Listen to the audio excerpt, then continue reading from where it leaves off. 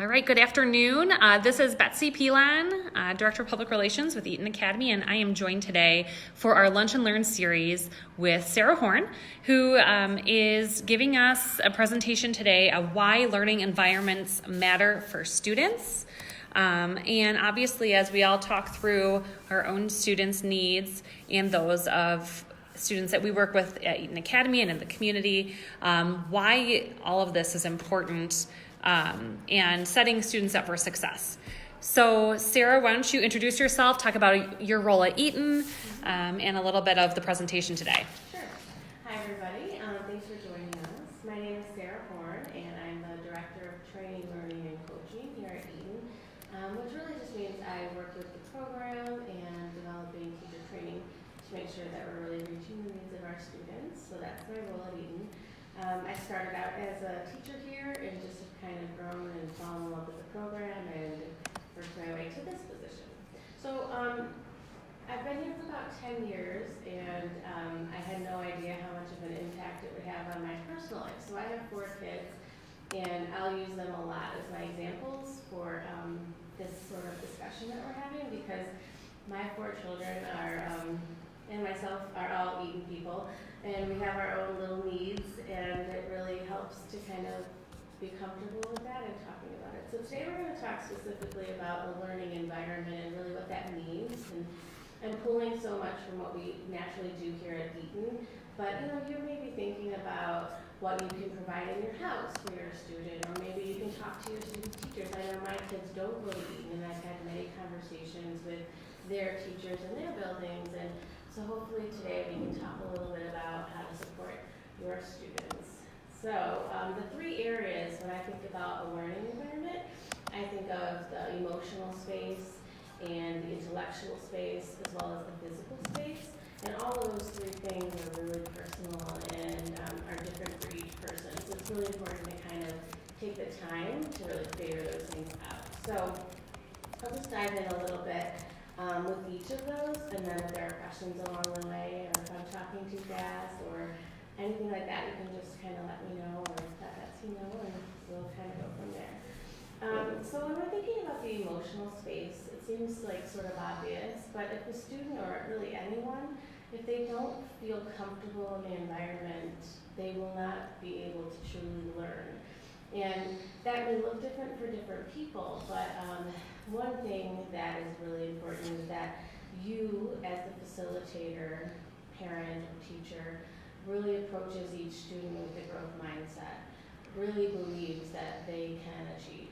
And it may take hard work, and it may make mistakes, but it's all good. They can do it as long as you're working with them and you believe in them. And that energy that you're sharing with the students, they really feel. So they will feel your positive energy, and that will encourage them even more. So, excuse me, part of that too is just giving them positive reinforcements, and not just like, good job, buddy, but like, I really like how hard you're working.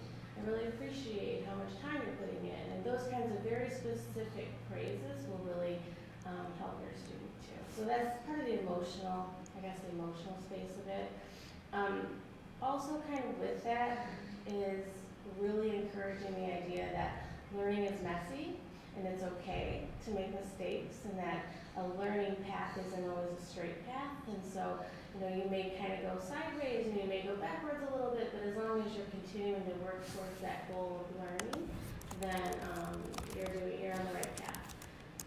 And so my kiddos at my house, I have 4, like I said, and they're very different. For example, just one of my daughters, actually I would say both of them, do not really like public displays of praise. It embarrasses them tremendously, whereas the boys, I have 2 boys, they thrive on that. Anything I can say that gives them any kind of positive energy or praise or anything, they will respond very strongly to that. Where the girls are much more inclined to me writing a little note to them, or just kind of touching their shoulder and like just letting them know in that way that I am aware that they're working really hard. So everyone's a little different, and it's just finding out what really helps that person feel safe. So that's the emotional space. I don't know, Betsy, did I clarify, or do you want me to clarify anything? No, I think that's great. Yeah. Giving examples is always helpful. So I like how you say that learning is messy. And that's something to remember for any of us as parents, as we're building relationships with our students' team and teachers, is coming kind of with that perspective every time we have those meetings. I know conferences are coming up for many people. And so how do we, kind of work through this and use some of these tips to, further those relationships and help our students succeed? Right, exactly. And just really knowing that all of the energy you are feeling, you're transferring that to your students. So the more you can kind of balance your own energy, will really help them with their own emotional energy. And that really connects to the intellectual space, which kind of goes with the learning is messy, but the idea that if you're not learning at your level, where you are in your instruction, you very easily are bored or you are overwhelmed. And either one of those are not ideal for learning. So we call that the zone of proximal development. That's Vygotsky. We didn't invent that here, but this is zone of proximal development, and it's like that right there spot where a student is. And it's not saying you are in third grade, therefore you should do this. It's like, okay, here is where you are, and we're going to go from this point on. And we really focus on that here. And like I said to my own children, they are all at different levels, but it's really important for me to not make them feel like they're supposed to be at one level. Again, going with I have girls and boys, and the girls are super overachievers academically, and they need no reminders of homework, and it's fine. But the boys, one struggles to write. Like, it's very difficult for him to write, and he has a speech impediment, so can't really use speech to text. So it's very laborious for him, and it's not that he doesn't have the ideas, but it's a difficult process to physically write. And as long as I'm helping him to understand that that's okay, it won't hinder his progress. So I think when you're looking at the intellectual space, is that you just want the children to know that they are where they're supposed to be, and you can guide them from that point, and they don't have to feel bad about where they are. We're all on a spectrum, so I don't know, does that make sense? Yeah, I think that's a really great point too, as going back to having these conversations not only with your child but with the teacher, and helping them understand. I mean, the chatter out there is always about achievement and to these very strict standards of testing, and not all kids test well or feel comfortable in those environments. And so how can we work to make those things more of a positive, and understanding and breaking that back a little bit, so that, again, learning is a spectrum. So I think that makes a whole lot of sense of encouraging people to advocate for their child and just have those conversations to build those good relationships. Is just this is just bringing to light a lot of that,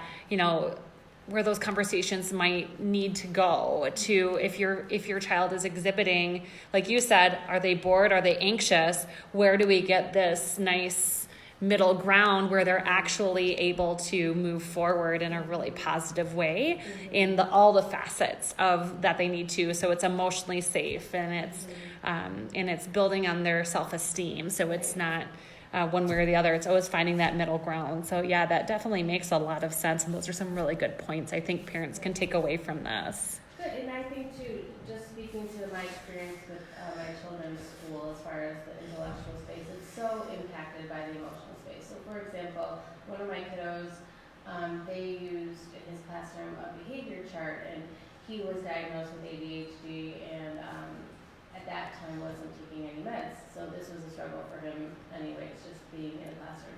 So every day he would be on the lowest level that you could be on, and they would make him miss recess. And that's like the worst thing for him, because he needed to release all his energy. And every day he would come home really sad, and I got a red today again, and they didn't let me go for recess. And I mean, I had to talk to the teacher and just explain that there has to be another way of helping him learn how to behave in your classroom, because every day it's the same thing and it's not impacting his development or his behavior, so let's find another way. So I had to work with the teacher just to come up with different ways to help him, which leads us actually into the physical space, because he was so trying so hard to hold all his energy in. His physical space was really important, and I had to have many conversations and actually provide a lot of my own materials for the teachers so that they could see, well, if you give him a fidget that I carry with him, if you give him a fidget, he can just sit in his desk and use his fidget, and that is helping him to stay in his seat and listen and attend. I was able to give almost, I don't know if you can see any of these things, but like a disc to sit on, so he could actually sit on it, or sometimes some teachers would even let him stand, which was kind of a great thing for him. And it was just a conversation that I could share with the teacher. And then if he was able to use it properly in the classroom, they had no problem with it because they could see that it was really helpful for him. So just some of the things, and I don't know, we have several things here at our school that we use for the physical space, like different types of seating, and we have the balance. This is actually my balance board that I use because I have a stand-up desk, of course, and I use this to stand on and balance with. Even just having the kids feel the weight of the ball and just catch 10 times. So many different ways for them to just kind of release their energy in a productive way. I love that idea, so I also provide like yoga mats for kids to stretch out on, jumping rope. I mean, for my kids, if they're struggling to do their homework like at my house, Sam, the kid I'm talking about right now, I'm like, okay, Sam, go do 100 jumps on the trampoline and come back in, and then, then he's ready to focus. And after 10 more minutes, if 10 more minutes, I'm lucky, but maybe 8. Okay, Sam, go run around the house 3 times. So just to kind of give that physical release for him, it's really helpful for him. So, and these are all just conversations with Sam and all my children so that they are comfortable with what they need and they can advocate for themselves, but also as a parent or a teacher for you to be able to advocate for your students. It's really important. I know at my house we have like lists of all of our strategies that we use. So if we're struggling, we can help each other and be like, I think this one works for you, you should try it. Sometimes it's a little, my kids will be like, Mom, you need to go for a run. And I'll be like, oh my gosh, I really do need to go for a run. I'm freaking out over here. So that is like my emotional safety. But they also have it where, okay, Reese, why don't you go play with our cat's Dax? That's your emotional safe space, and you can go do that. So allowing them to have a voice of their own strategies to help themselves regulate and help themselves be comfortable. That fit, Betsy, do you have any? Yeah, so with physical space, I know you talked a little bit about fidgets, and so kind of talk through, we talk, you have this great, you took us through some different things. So when we look at some different tools that parents can ask about or look at either at home or at school, what is kind of, fidgeting, obviously, what is kind of the goal of using a fidget? That's a great question. I think the goal is that it's literally a subtle release of energy. So if a student, right, or your child is like this, and was like, hey, it's a rhyme costume, that's not a fidget, and it's a toy, and that's not okay in a classroom environment. So you have to really teach your student to kind of, okay, so maybe you put your fingers here and you can squeeze it and put it on your lap. So you're helping them to use it in a way that's not distracting to others. I think sometimes teachers are worried about fidgets because they think that students will play with them like a toy. But as long as the students understand that they can't do that, then it becomes something that they can use quietly and subtly. So these ones are really popular. They're just different resistance levels. So this one is a lot harder, and the kids can really find the one that is comfortable for them. Same thing, the kids like this because it's like that pressure on their hands really is very comfortable for them, or on their leg. And it's amazing, once you allow students to explore and try them, they will know which ones work for them and which ones don't. And it's very comforting to have that. I literally carry this with me in my work bag everywhere, to every meeting that I go in, as Betsy can attest to. In our meetings, I'm just sitting there like this or standing up every time. So, and I think it's important for the kids to know and the parents to know that this may be something they have to do their whole life. So let's help them be comfortable with that. Mm-hmm. Yeah, that's really helpful. And so I know that a lot of times with Fidgets, the neuroscience behind it is it's kind of a sensory regulation, right?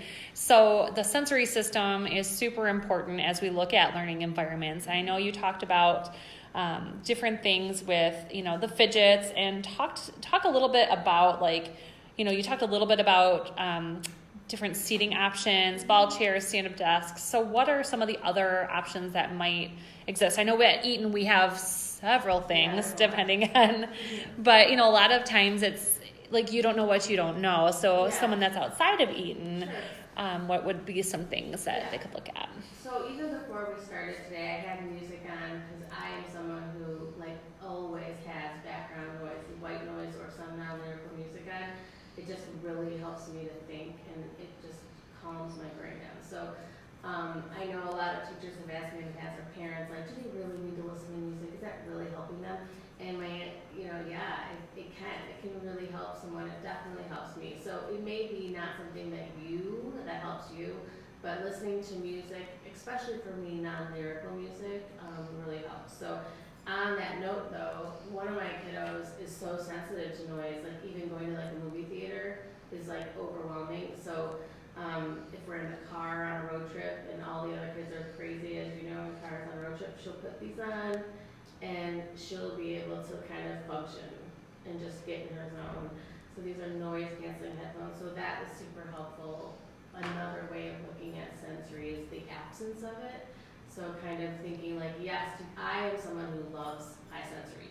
I like to stand, I like to balance, I like to move my body, I like music, I like crunchy food, all of it. But then it's the opposite, the absence of it is really, because sometimes it's so overstimulating for people. Mm-hmm. So you just have to know your student and actually allow them to know themselves and be okay with that. And then just do your best to accommodate. And it really does change things. Even just weighted blankets. I usually wear scarves or have things on my neck. Just that pressure feels good on me and it's comforting. So those are some of the sensory things. Another thing that I like, which again not everybody likes, but I'm super into essential oils and things like that. So I like peppermint. So I usually put peppermint on. It just alerts me and it kind of awakens me, and that is helpful for me. But I have a few different ones that I use on a regular basis, and kids have different ones that they like. My children have their own little concoctions at home that they like, and my husband hates them, so it's not for everybody. But those are some of the sensory things, the absence of or the use of. That's really helpful to talk through, definitely. And, a lot of this, I think it goes back to what you were saying, it ties through with that zone of proximal development. Mm-hmm. So you want to have either, you don't want to be bored, you don't want to be anxious, but you want to also regulate that sensory system and find what that, zone is as well from a sensory standpoint. And so it sounds like these are a lot of great tools that can be used. I know I've seen classrooms outside of Eaton as well that, where kids use ball chairs or a whole classroom uses a ball chair because that's something that they're trying out, or adjusting lighting in a classroom. So just some different things to look at and see. I know that, a lot of different educators do look for that and are looking at how they can, adjust things in their classrooms for their students' needs. Sure. My teachers, one of my teachers that my students had, all three of my children, 3 of the 4 had her, and she's in a public school, and she was amazing and has just completely helped all 3 of my children. And sometimes she brought ideas, sometimes I brought ideas, and just very open and receptive. And I think it's fair to say that educators want to do what's best for kids. So if we're all on that page, then I think we're all just trying to help the kids. And I think these are just some tools that can help kids. Wonderful. Yeah. Well, We haven't had any questions come in, but I want to thank you for providing all of this information today. It's so helpful. I think, again, as people especially are kind of mid-school year and trying to figure out what could be adjusted, to continue the rest of the school year, and looking at what the environment is like definitely can help. Great. Well, thank you so much. Thank you for inviting me to talk. Absolutely. So please, everyone, as usual, you're welcome to continue conversations into this comment stream. We'll always get back to you if we see some additional questions for Sara or for anyone else here at Eaton. Use us as a resource. We can consult with you. We have Tutor Pros tutoring, and we also have upcoming admissions events for our day program. So our next admissions presentations and tour is February 25th, and then our next Lunch and Learn series like this is March 19th, and that's going to talk about the power of routines and schedules. So Sara, again, thank you so much today, and everyone have a great day. Thanks. Bye.